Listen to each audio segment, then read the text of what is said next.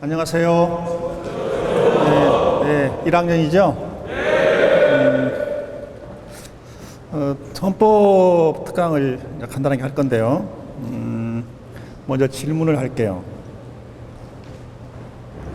어떤 사람이 한국 사람인데 미국에 갔어요, 놀러. 근데 미국에 가서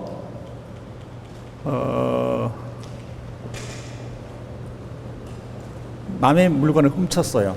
이걸 뭐라고 하죠? 절도라고 하죠. 그 남의 물건을 훔치는 행위가 절도고, 그것을 범죄행위로 봐서 절도죄라고 하잖아요. 거기에 미국은 연방이 있고 50개 스테이트가 있어요. 주가 있어. 그러니까 미국은 페더럴 스테이트 연방국가잖아요. 거기에 50개가 있는 거예요. 50개가 있는데 이 사람이 머물렀던 곳은 캘리포니아. 그래서 캘리포니아 거기에서 재판을 받고 벌금 $1,000 선고받았어요. 그래서 $1,000 납부를 했어요. 그리고 한국에 왔거든요. 한국에 왔는데 그걸 어떻게 알고 검찰에서 수석 요구서가 왔어요. 그래서 검사 앞으로 갔습니다. 그래서 검사한테 물어봤어요. 아니, 검사님, 절도죄로 미국에서 벌금형 선고를 받았습니다. 벌금도 납부했습니다. 그런데 왜 또 부르셨어요? 어떻게 생각하세요, 여러분? 미국에서 지금 형 선고를 받은 겁니다. 그런데 대한민국에 돌아와서 다시 대한민국 검찰이 수사를 하고 기소를 하고 법원이 유죄 판결을 선고할 수 있냐 없냐, 이걸 지금 물어보는 거예요. 어때요? 할 수 있어요, 없어요?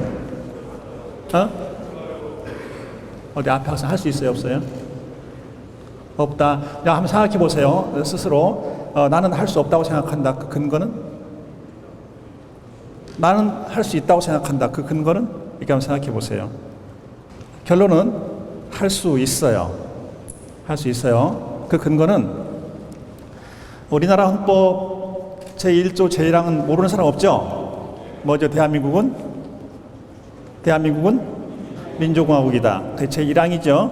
제2항은 대한민국의 주권은 국민에게 있고 모든 권력은 국민으로부터 나온다. 이렇게 되어 있잖아요.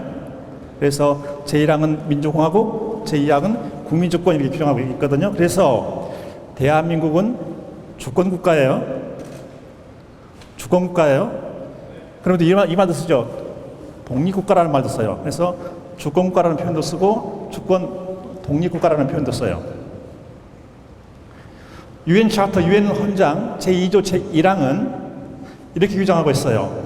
이 기구는 모든 회원국의 주권 평등의 원칙을 기초로 한다. 이렇게 규정하고 있어요. The organization is based on 이런 식으로다가 이 기구는 무슨 원칙이라고요? 모든 회원국의 주권 벌써 잊어버렸어. 이 기구는 유엔을 말하는 겁니다. 이 기구는 모든 회원국의 주권 평등의 원칙을 기초로 한다. 그러니까 유엔에 들어가 있는 회원국은 모두 어떻다? 평등한 국가다, 그런 뜻이에요. 그래서 우리나라 헌법 제13조에 이런 말이 나와요. 제13조 제1항 모든 국민은 행위 시의 법률로 범죄를 구성하지 아니하는 행위로 처벌받지 아니하며 동일한 범죄에 대하여 거듭 처벌받지 아니한다. 그래서 앞에 있는 거, 콤마 앞에 있는 걸 가리켜서 죄형 법정주의라고 하고, 무슨 주의요? 죄형 법정주의라고 해요. 죄형 법정주의. 그 뒤에 있는 거 가리켜서 동일한 범죄에 대하여 거듭 처벌받지 아니한다. 이걸 뭐라고 할까요? 방금 이 학생 맞았어요. 이제 이걸 물어보면 사람들이 뭐라고 말하냐면 일사부재의 원칙이에요, 이렇게 말을 해요. 그게 틀린 건 아닌데, 일사부재의 원칙은 모든 판결에 적용되는 원칙이에요. 형사판결, 행정판결, 민사판결, 이 모든 판결에 적용되는 원칙, 것이 일사부재리의 원칙이에요. 부재의라고 하면 안 돼요. 왜 그러냐? 헌법 제109조를 보면 이렇게 돼 있어요. 법원의 심리와 판결은 공개한다. 무엇과 무엇? 심리와 판결을 공개한다. 이거 묶어서 심판이라고 해요. 여기서 심리 있죠? 그걸 생각하시면 돼. 그래서 이걸 일사부재리의 원칙이라고 하고, 일사부재리의 원칙은 뭐에 적용된다? 법원이 선고하는 모든 판결에 적용된다는 거예요. 그렇죠? 형사 판결, 민사 판결, 행정 판결, 노동 판결, 이 모든 판결이 적용되는 거예요. 그런데 특히 형사 판결에 적용되는 원칙을 가리켜서 뭐라고 하냐? 이중처벌 금지 원칙이라고 해요. 더블 퍼니시먼트를 못 한다는 거예요. 여기서 처벌은 형사처벌을 가리키는 거예요. 학생들이 학교에서 학칙 위반이나 어떤 폭력이라 하게 되면 학교에서 하는 게 있죠. 뭐라고 하죠? 그걸 징계처분이라고 하죠. 학교에서는 징계처분은 내릴 수 있어도 처벌은 못 내려요. 근데 그걸 잘 몰라서 이런 말 하는 사람들이 많아요. 너 처벌받아. 근데 처벌하는 것은 어디서만? 법원에서만 하는 거예요. 그래서 형사처벌이 있고 학교에서 내려지는 것은 처벌이 아니라 징계처분이다. 자, 다른 나라에 가서 범죄를 저지르고 유죄 판결을 선고받았다. 우리나라에 들어오면 다시 재판을 받게 된다. 아시겠죠? 그것은 이중처벌 금지의 원칙은 하나의 주권국가 내에서 적용되는 원칙이에요. 그렇죠? 하나의 주권국가 내에서. 그런데 이 사람이 그 절도죄를 저지를 때 한국에 없었잖아요. 근데 한국에 없었는데 어떻게 처벌하는 거죠? 이게 바로 속임주의 원칙이라고 하는 거예요. 들어봤죠? 안 들어봤어요? 속임주의 원칙? 속임주의 원칙이라고 해요. 내가 가지고 있는 게 헌법이거든요. 헌법인데 얘가 이렇게 보면은요 아무 힘도 없어 보여. 아무 힘도 없어 보여요. 그냥 이렇게 글자만 이렇게 쭉 있잖아요. 있는데 사실은 이 조문 하나하나를 보면 굉장히 많은 역사를 갖고 있어요. 여러분 학생 한 사람이 정신을 가지고 있는 것처럼 이 헌법 조문 하나하나도 정신을 가지고 있어요. 그래서 그거 가르쳐서 헌법 정신이라고 해요. 우리나라 헌법 전문에 보면 이렇게 시작해. 유관 역사와 전통에 빛나는 우리 대한국민은, 대한민국이 아니라 유관 역사와 전통에 빛나는 우리 대한국민은 3.1운동으로 건립된 대한민국 임시정부의 법통과 4.19 민주 이념을 계승하고, 그리고 대한민국은 뭘 계승했다는 거예요? 3.1운동으로 건립된 대한민국 임시정부. 뭘 계승한다고? 임시정부의 법통을. 법통은 법적 정통성이에요. 3.1운동이 언제 일어났죠? 3.1운동 언제 일어났어요? 1990. 외우기도 쉬워. 게으른 사람들 외우기 참 쉽게 해놨어요.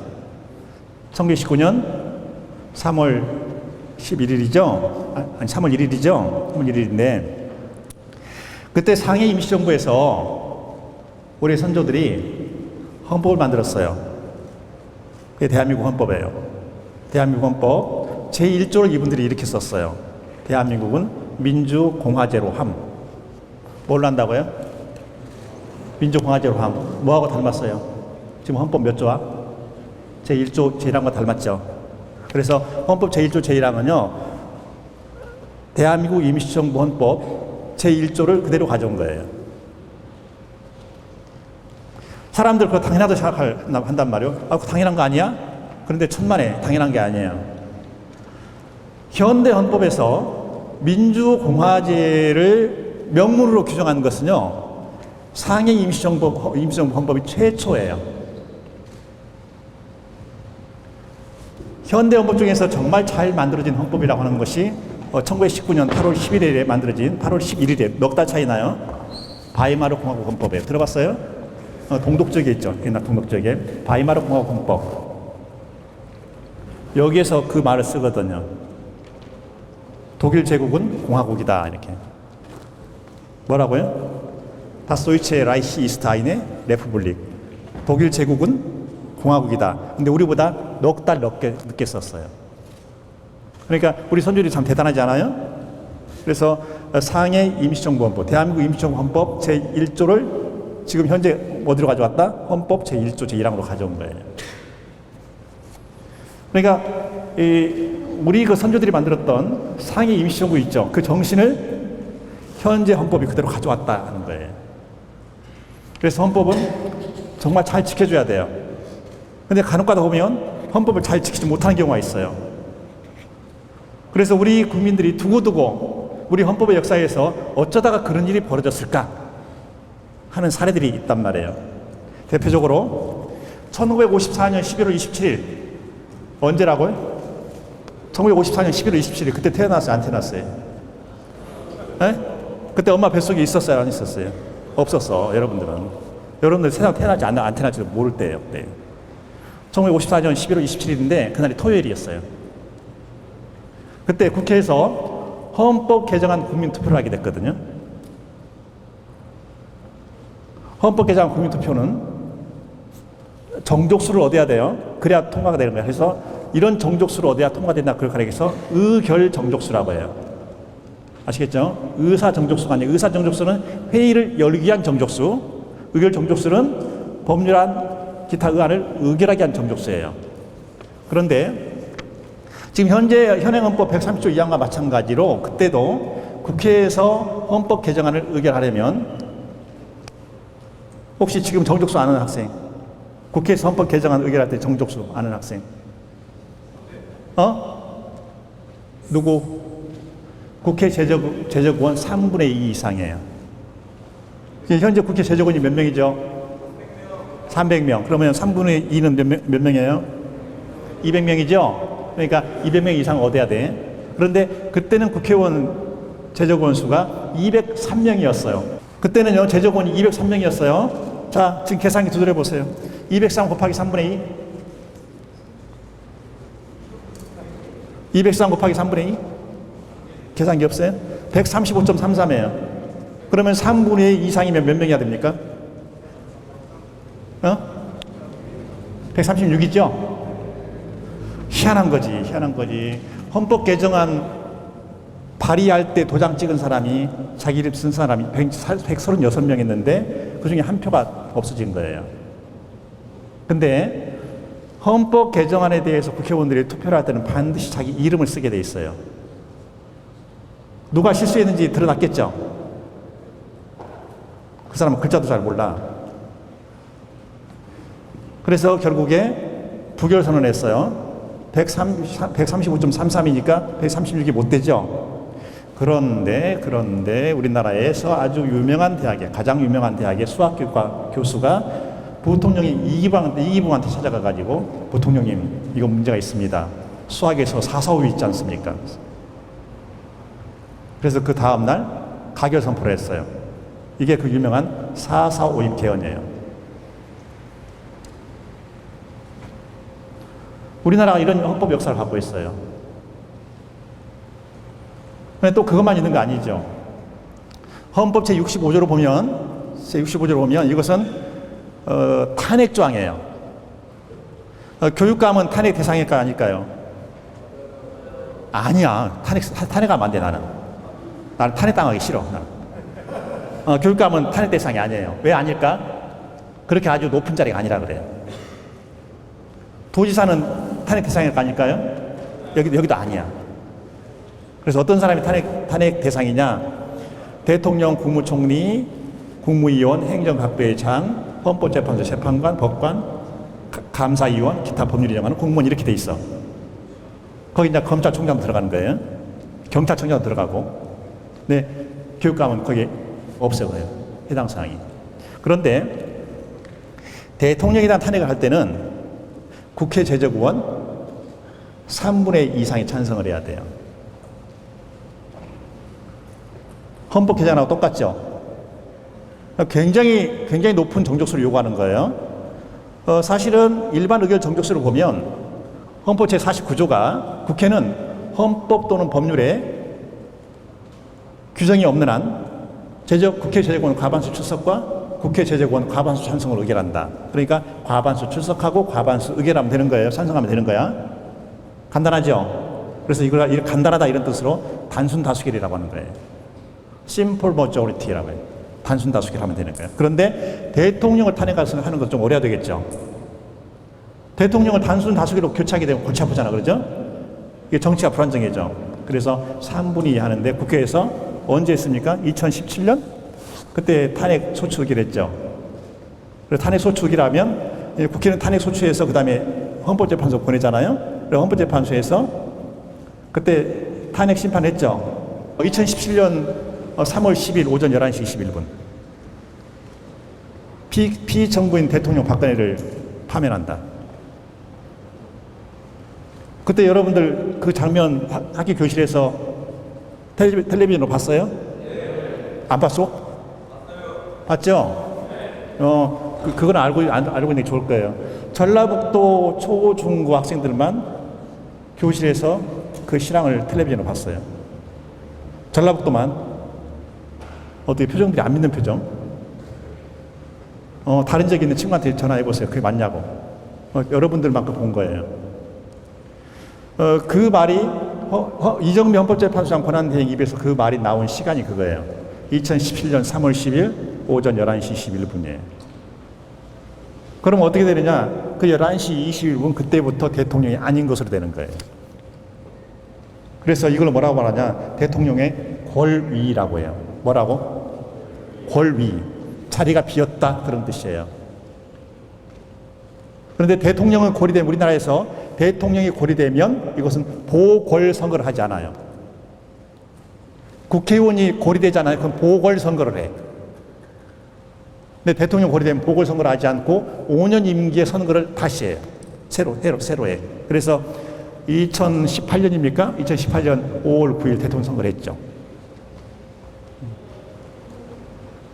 이게 헌법이 그냥 글자만 이렇게 되어 있는 것 같아도 굉장히 무서워요, 사실은.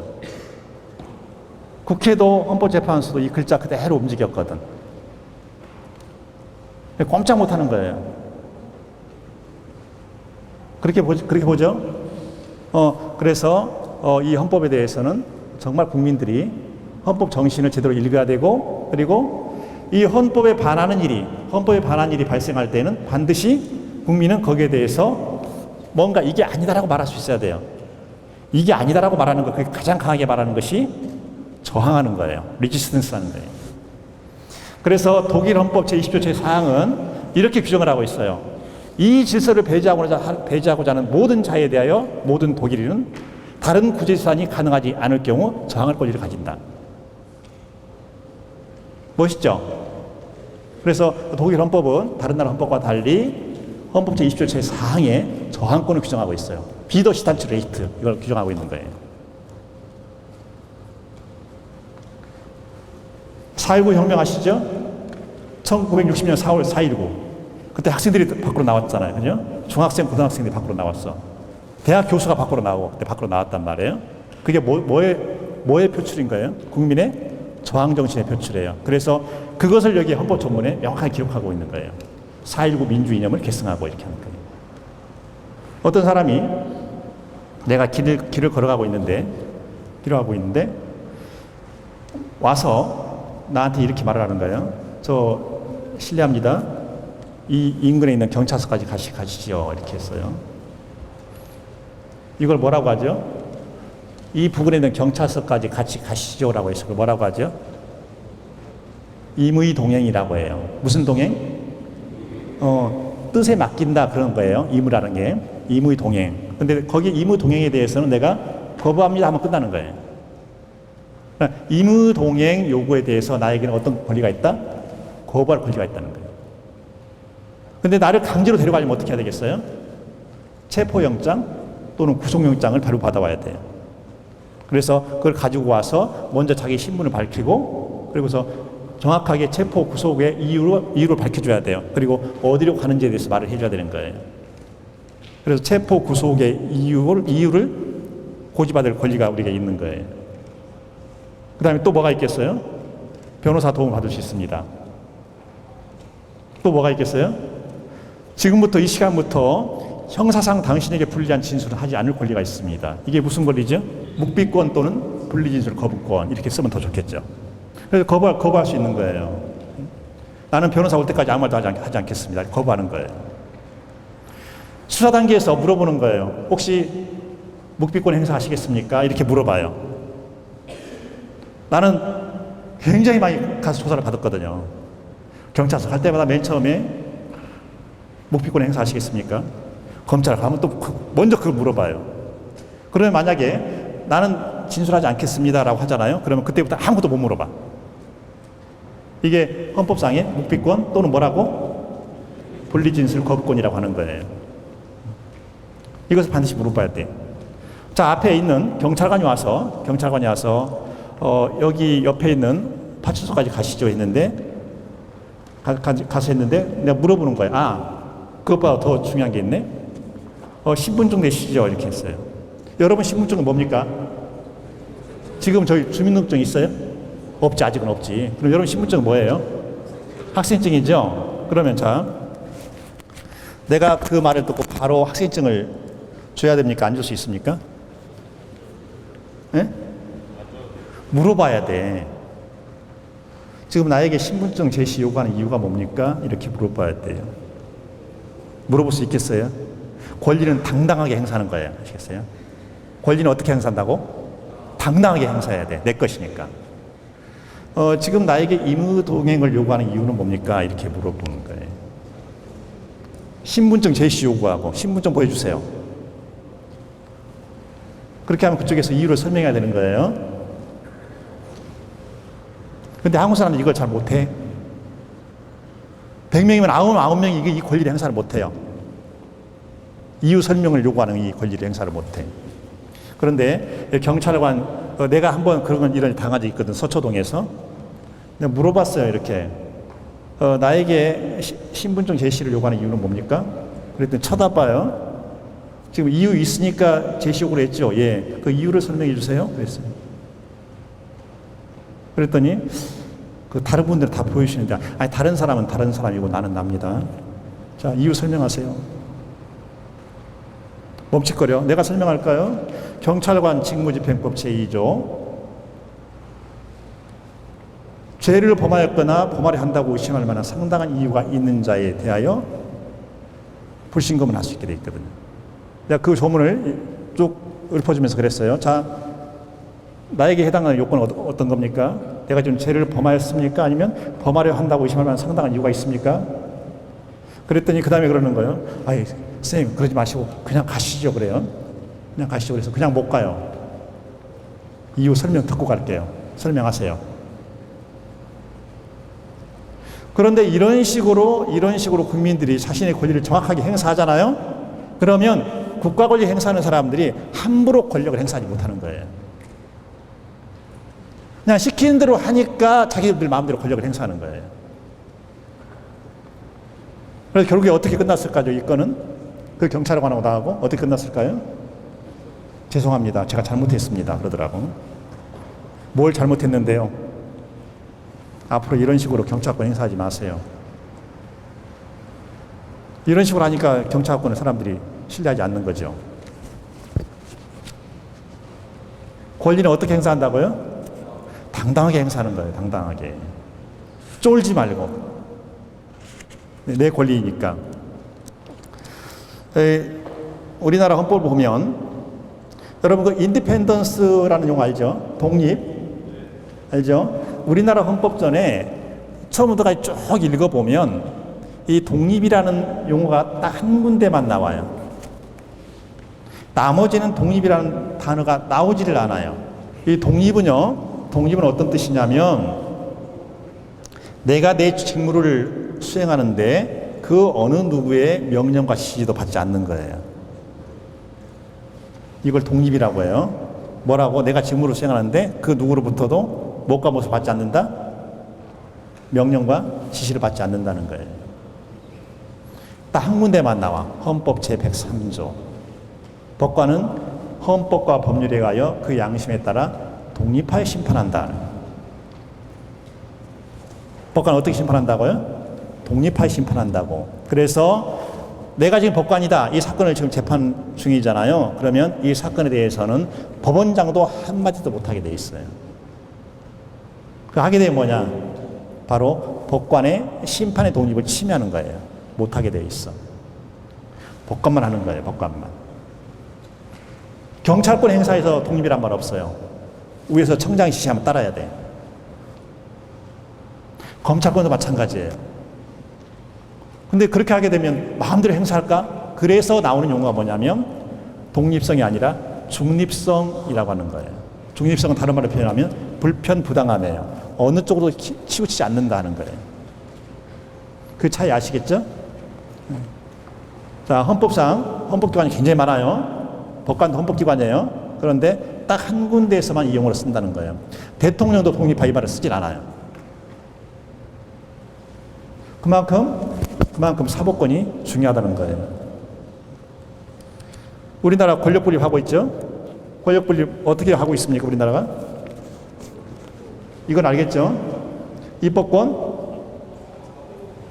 사법권, 또 행정권 이렇게 돼 있죠. 자, 이 세 개를 나누는 걸 가리켜서 이제 뭐라고 말하던가 이거 삼권 권력 분립이라고 하죠. 분립이라고 하는데, 그러니까 내가 번역했으면 그렇게 하지 않고 그냥 권력 분리라고 했을 거예요. 영어로는 separation of powers거든요. 아마 이거 일본 사람들이 이렇게 분립이라고 했던 것 같아. 그 separation은 이거죠. 떼어놓는 거죠. 그냥 권력 분리지. 그래서 권력 분리이니까 이건 엄격하게 분리를 해주는 거거든요. 특히 대통령제에서 이 3권 중에서 헌법에 보면 맨 먼저 어떤 권력이 맨 먼저 나와야 될까요? 이 세 개의 권력 중에서 헌법전에 순서가 맨 먼저 뭐가 나와야 될까요? 어떤 권력이? 예? 입법권이 맨 먼저 나와야 되는 거예요. 왜 그렇죠? 국회는 국민의 대의기관이라. 이게 맨 먼저 나오는 거예요. 그 다음에 대통령이 나오고, 맨 마지막에 입법권과 집행권, 나는 이제 집행권이라는 말을 쓰는데, 집행권이나 행정권 같은 말이에요. 그래서 입법권, 집행권에서 잘못을 저지른 것을 맨 마지막에 사법부가 기다렸다가 판단하는 거예요. 그래서 순서가 그렇게 되는 거예요. 이 순서가 뒤바뀐다, 그러면 그 헌법은 문제가 많은 헌법이에요. 실제로 우리나라 그럴 때가 있었어요. 1972년 12월 27일에 만들어진 유신헌법 들어봤나요? 들어봤어요? 유신헌법, 박정희. 그때는요, 대통령이 맨 먼저 나왔어. 그러니까 이상한 헌법이 되는 것이죠. 그래서 그때의 헌법은 말 그대로 대통령을 독일식으로 표현하면 휘러, 총통 이렇게 만들어 놓은 거죠. 헌법 제12조 제7항 용 하나 구분할게요. 제12조 제7항을 보면 피고인의 자백이 고문, 폭행, 협박, 구속의 부당한 잔기와 기타 사유로 임의로 진술한 것이 아니라고 인정될 때, 또는 피고인의 자백이 정식 재판에 있어서 그에게 불리한 유일한 증거일 때에는 이를 유죄의 기초로 삼거나 이를 이유로 처벌할 수 없다라는 조항이 있어요. 자, 지금 재판을 받고 있는데, 형사 재판을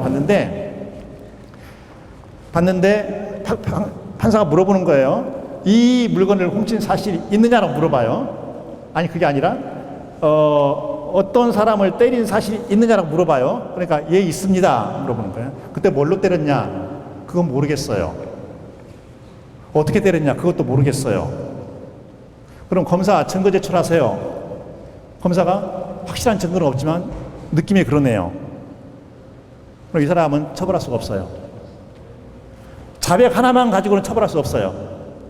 근데 막 그 학생이 그러는 거예요. 제가 너무 잘못했습니다. 저를 꼭 처벌해 주세요. 그런데 증거가 없어. 다시는 이런 짓 안 할게요. 다시는 아이들 안 때릴게요. 근데 증거가 없어. 근데 판사가 생각할 때 분명히 때린 것 같아. 근데 증거가 없어. 자백밖에 없어. 그러면 무죄 판결을 선고하는 거예요. 옛날에 우리나라에서 고문이 굉장히 많이 행해질 때가 있었어요. 들어가서 먼저 얻어맞고 시작해. 그 사람이 지금 60은 아직 못 됐을 것이고, 아무 계신데요. 정보기관에 끌려갔더니 들어가자마자 맨 먼저 한 고문이, 벤치 알아요?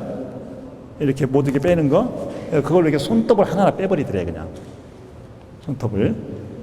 그럼 지금부터 말해 하더래요.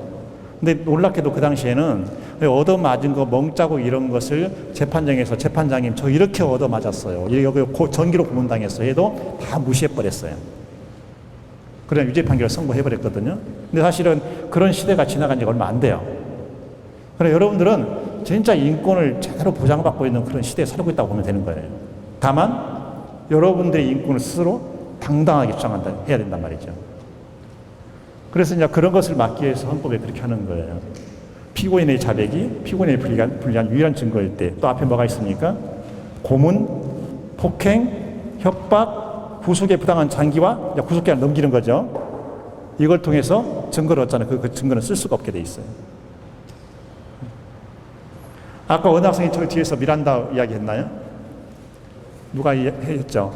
미란다 프린시플 알아요 혹시? 들어봤어요? 미란다는 사람 이름이에요. 미국에서 일어난 사건이죠. 성폭행을 했어요. 성폭행을 했어. 재판을 받는데 법관이 물어본 거예요. 이런 성폭행한 사실이 있느냐? 이 여성을 상대로 성폭행한 사실이냐? 예, 있습니다라고 말을 했어요. 자, 증거 나왔죠? 자백이 있고 증거 있죠? 그런데 이 질문을 했어요.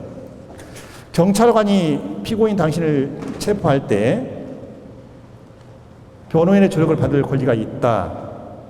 이러이러 이유로 체포를 한다.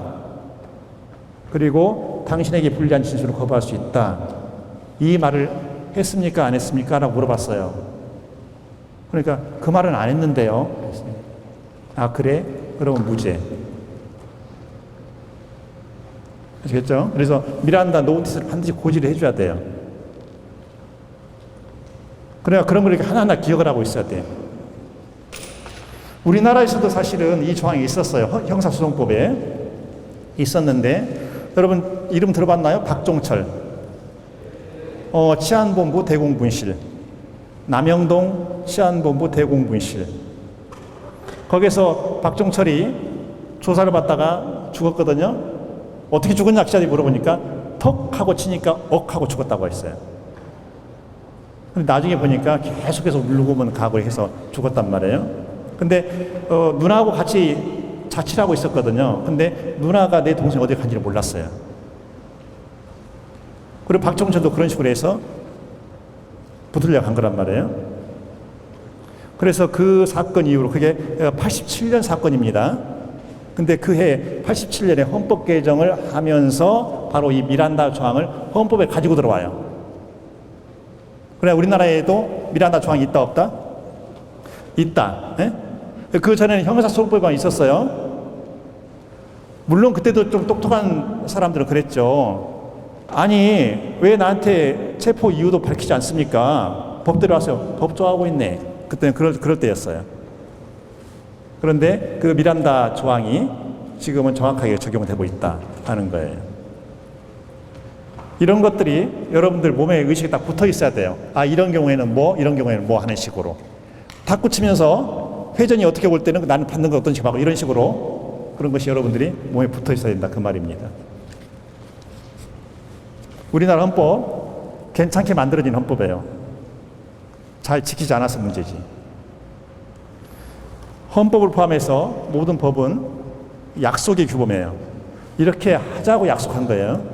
그런데 약속을 지키지 않으면 문제지요. 약속은 어떻게 해야 됩니까? 약속은 어떻게 해야 돼요? 지켜줘야 돼요. 그렇죠? 박타 순트 세르반다. 프라미시스 머스트 비 캡트. 약속은 지켜줘야 하는 거예요. 또 하나, 아까 결제를 하는데 우리 실무진이 이런 용어를 썼어요. 미디어 리터러시 들어봤나요? 들어봤어요? 미디어 리터러시. 리터러시는 LITERACY 리터러시. 이것은요 미디어 독해력이에요. 뉴스가 나오죠? 그러면 내가 그걸 해석하는 거야. 신문을 읽고 내가 해석하는 거야. 우리나라 국민들 미디어 리터러시가 엄청 수준이 낮아요. 기절할 정도로 낮아. 신문 쪼가리 몇 개 읽고서 그것을 자기의 지식이라고 생각해. 여러분들 믿지 못할 거예요. 우리나라 국민들의 실질 문맹률이 세계 1위예요. 실질 문맹률이. 뭘 근거로 계산했을까요? 국민 1인당 연간 독서량. 가장 안 읽는 나라, 대한민국. 그럼 또 가장 또 말은 많이 하는 나라. 안 읽는 거예요. 그래서 신문에 방송에 나온 것, 그걸 갖다 판단해버려. 어떻게 그 사람이 그런 행동을 할 수가 있어? 이렇게 하는 거예요. 그래서 라틴어 격언에 이 말이 있어요. 아우디 알테람 파르템. 자동차 아우디 알아요? 동그라미 이렇게 4개 있는 거. 그걸 AUDI, 아우디라고 해요. 그건 영어 아니에요. 그건 라틴어야. 그래서 아우디 알테람 파르템을 영어로 번역하면 Hear the other side예요. 들어라 이거. 어디로부터? 반대쪽으로부터. 한쪽만 듣고 판단하지 말라 그런 뜻이에요. 그래서 이게 아우디 이것은 영어로 하면 hear. 들으라 하는 거예요. 들으라. 근데 너무나 많은 사람들이 잘못된 언론 보도 한두 개를 가지고 그 진실인 양 자기 말을 하고 있단 말이에요. 그래서 항상 친구들끼리 무슨 의견 다툼이 있을 때도 한 친구 말만 듣지 말고 또 다른 쪽 친구 말도 듣고, 뭐 판단할 때 한 친구 말만 듣고 이렇게 판단하는 사람은 절대로 검사나 판사는 안 돼요. 변호사에도 안 돼요. 항상 귀가 양쪽으로 열려 있는 그런 훈련을 해야 되거든요.